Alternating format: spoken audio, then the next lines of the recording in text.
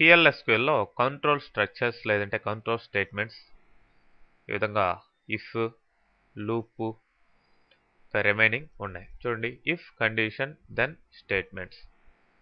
ELS if, ELSE కాదు, ELS if condition అంటే రెండో కండిషన్ కూడా అవసరమైతే ELS if condition then statements.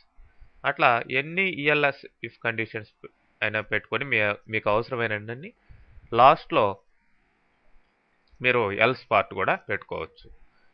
సింపుల్గా అయితే if condition then statements end if, end space if. అంటే లూప్ మధ్య స్టేట్మెంట్స్ ఎండ్ లూప్, ఇన్ఫినిటీ అనమాట. ఇది మధ్యలో అది బ్రేక్ కావాలంటే మీరు ఎగ్జిట్ స్టేట్మెంట్ని కండిషనల్గా ఇఫ్ కండిషన్ ఏదన్నా పెట్టి మధ్యలో ఎగ్జిట్ వాడితే మధ్యలో బ్రేక్ అయిపోతుంది. మరి while loop, while condition loop దాని కింద number of statements end space loop అదనమాట. రిపీటెడ్గా ఈ కండిషన్ ట్రూ అయినంత వరకు ఈ స్టేట్మెంట్స్ ఎగ్జిక్యూట్ అవుతూనే ఉంటాయి. మరి ఫర్ లూప్లో for variable in lower bound upper bound అంటే starting value ending value loop అని ఇస్తాం. దాని కింద నెంబర్ ఆఫ్ స్టేట్మెంట్స్ వాడతాం. సో లోయర్ బౌండ్ నుంచి స్టార్ట్ అయ్యి అప్పర్ బౌండ్ వరకు వచ్చేంత వరకు ఈ వేరియబుల్స్లో వాల్యూస్ చేరుతూ ఉంటాయి. దాని ప్రకారం ఇది వర్క్ అవుతుంది. రివర్స్లో రావాలి అంటే రివర్స్ అనే కీవర్డ్ వాడతాం. మరి గో టు లేబుల్ని ఈ విధంగా ఇస్తాం. Double less than, double greater than మధ్యలో లేబుల్ ఇచ్చినట్లయితే ఆ ఏరియాలోకి ప్రోగ్రామ్ కంట్రోల్ ట్రాన్స్ఫర్ అవుతుంది. నల్ అంటే నథింగ్ అని అర్థం. అంటే అక్కడ ఏ స్టేట్మెంట్స్ ఏ ఎగ్జిక్యూషన్ లేదు అనే నల్ అని ఇవ్వచ్చు. సో ఈ విధంగా కంట్రోల్ స్టేట్మెంట్స్ ఉన్నాయి. మరి ఎగ్జాంపుల్ ప్రోగ్రామ్స్ వీటికి చూసినట్లయితే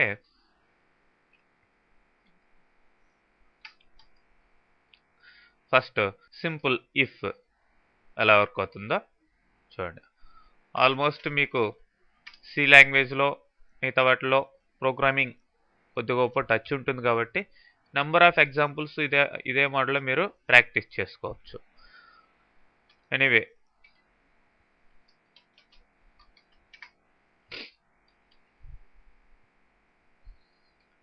ఇట్లా చూడండి, నంబర్ ఆఫ్ 3 అని n1 అనే వేరియబుల్ని డిక్లేర్ చేస్తాం.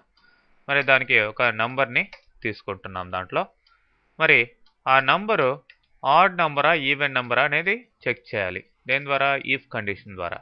మరి ఇక్కడ if mode of NO,2 equal to 0 అంటే NOని 2తో మోడలైజ్ చేస్తే రిమైండర్ శేషము 0 వస్తే అప్పుడు అది ఏమని ప్రింట్ చేయాలి? Even number, the number is even అని ప్రింట్ చేయాలి. కాకపోతే అంటే 0 కాకపోతే ఇంకేమై ఉంటుంది? 2 తోటి చేస్తే మోడల్ చేస్తే 1 అయి ఉంటుంది.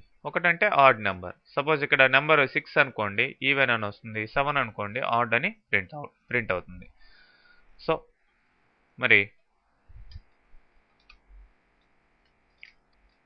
ఏబిసి నంబర్ ఫర్ ఎగ్జాంపుల్ 5 అని ఇస్తాను. 5 ఈజ్ ఆడ్. అదే మళ్ళీ రన్ చేస్తున్నాను. సపోజ్ 8 అని ఇస్తాను. Given number is even. మరి ఇట్లా సింపుల్గా ఇఫ్ని వాడాం. మరి నెక్స్ట్ రాబోయే ప్రోగ్రామ్స్లో ఎల్స్ ఇఫ్లు ఇవన్నీ ఎలా పెట్టుకోవచ్చు అనేది చూద్దాం. నెక్స్ట్ వైల్ చూడండి ఎలా వర్క్ అవుతుందో.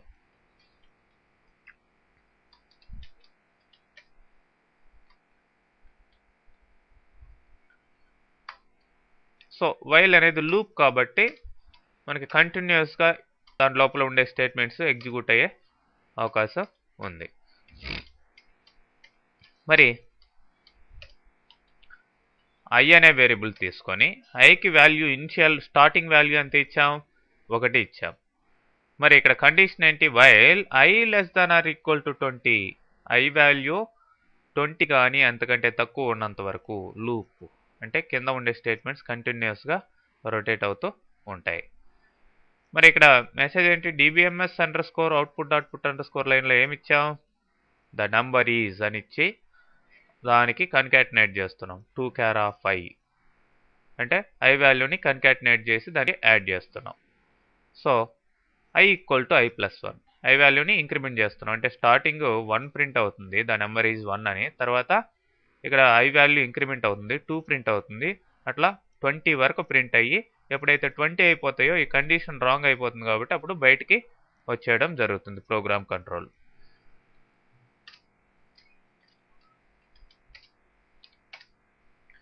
చూడండి, అప్ టు 1 to 20 వరకు ఇవి జనరేట్ అయ్యాయి. అలానే నెక్స్ట్ స్ట్రింగ్ యొక్క లెంత్ కనుక్కునేదానికి ఇక్కడ అఫ్ కోర్స్ మనకి ఫంక్షన్ ఏముంది స్ట్రింగ్ ఫంక్షన్స్లో, స్ట్రింగ్ లెంత్ ఎట్లా కనుక్కోవాలని.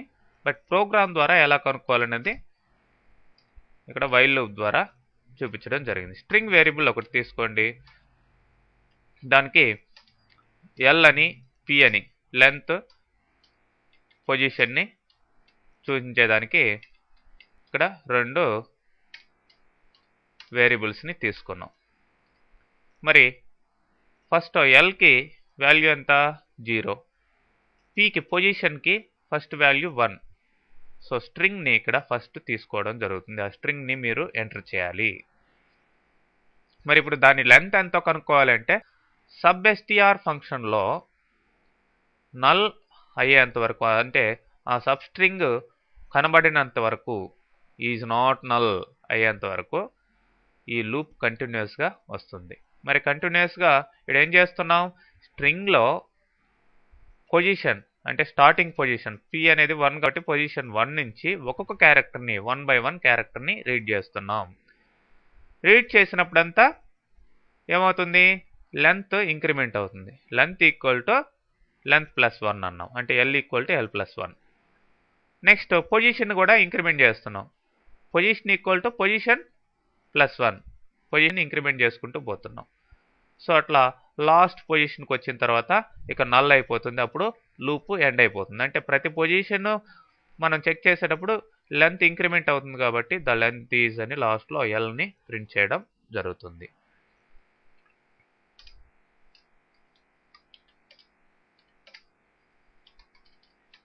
ఇది నేను ఎంటర్ చేసిన స్ట్రింగ్.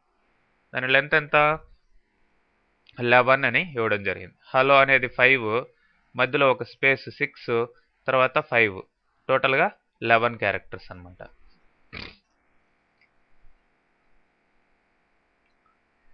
అట్లానే ఫర్ లూప్ ఎలా వర్క్ అవుతుందో చూద్దాం.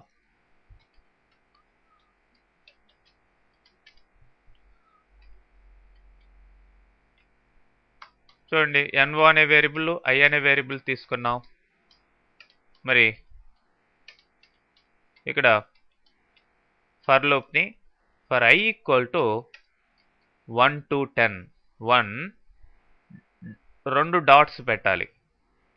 ఓకే, 10 వరకు, 1 నుంచి 10 వరకు. అంటే ఐలో స్టార్టింగ్ వాల్యూ ఎంత వస్తుంది, 1 వస్తుంది, తర్వాత 2 వస్తుంది, అప్ టు 10 వరకు ఇలా జరుగుతూ ఉంటుంది. లూప్ అన్నాం. లూప్ అన్న తర్వాత ఇక్కడ DBMS underscore output output underscore లైన్లో ఏం చేస్తామంటే ఎన్ఓ వాల్యూ ఆల్రెడీ తీసుకున్నాం కాబట్టి నంబర్ వాల్యూ, మరి ఆ నంబర్కి ఇక్కడ మల్టిప్లికేషన్ టేబుల్ ప్రింట్ అవుతుంది. సో ఆఫ్ కోర్స్ ఇక్కడ ఎన్ఓ ఇక్కడ ప్లేస్ చేయాలి, ఐ వాల్యూ ఇక్కడ ప్లేస్ చేయాలి. అంటే సపోజ్ 5th టేబుల్ అనుకోండి, మనకి ఎలా రావాలంటే 5 మధ్యలో ఇంటూ అనేది కన్కాటినేట్ అయ్యి 1 ఈక్వల్ టు 5 to 1. ఓకే, ఆ విధంగా కంటిన్యూస్గా రావడం జరుగుతుంది. చూడండి, ఈ ఎండ్ లూప్ అన్నాం. సో ఫస్ట్ ఐ వాల్యూ 1 నుంచి ఇంక్రిమెంట్ అవుతూ 10 దాకా వస్తుంది కాబట్టి మనం ఏ టేబుల్కి అయితే మల్టిప్లికేషన్ టేబుల్ ప్రింట్ చేయాలనుకున్నామో ఆ నెంబర్ ఇక్కడ ఎన్ఓలో ఇస్తాం కాబట్టి దాని ప్రకారం ఇక్కడ స్ట్రింగ్ కన్కాటినేషన్ చేసుకుంటూ ఆ మెసేజ్ని కరెక్ట్గా ప్రింట్ చేసుకుంటూ పోతాం అన్నమాట.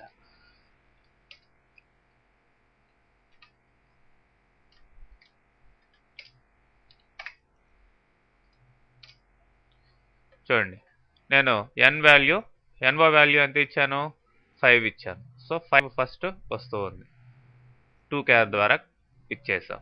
మరి దానికి ఏం కలిపాం 2char ద్వారా విత్ ఇన్ కొటేషన్లో కన్కాటినేషన్ ద్వారా ఈ స్టార్ కలిపాం. తర్వాత దానికి ఏం కలిపాం కన్వర్షన్ చేసి ఐ వాల్యూని 2char ద్వారా కలిపాం. తర్వాత ఈక్వల్ టుని కన్కాటినేట్ చేసి కలిపాం విత్ ఇన్ కొటేషన్లో. తర్వాత ఇది ఇంటూ ఇది అంటే ఎన్వై ఇంటూ ఐ ఆ రెండింటిని మల్టిప్లై చేసి దాన్ని మళ్ళీ 2char ద్వారా కన్కాటినేట్ చేసి దీనికి యాడ్ చేయడం జరిగింది. సో టోటల్గా మనకి టేబుల్ లాగా ఇక్కడ ప్రింట్ అవుతుంది. ఈ విధంగా సింపుల్గా మనం ఫ్రీక్వెంట్గా వాడే కంట్రోల్ స్ట్రక్చర్స్ని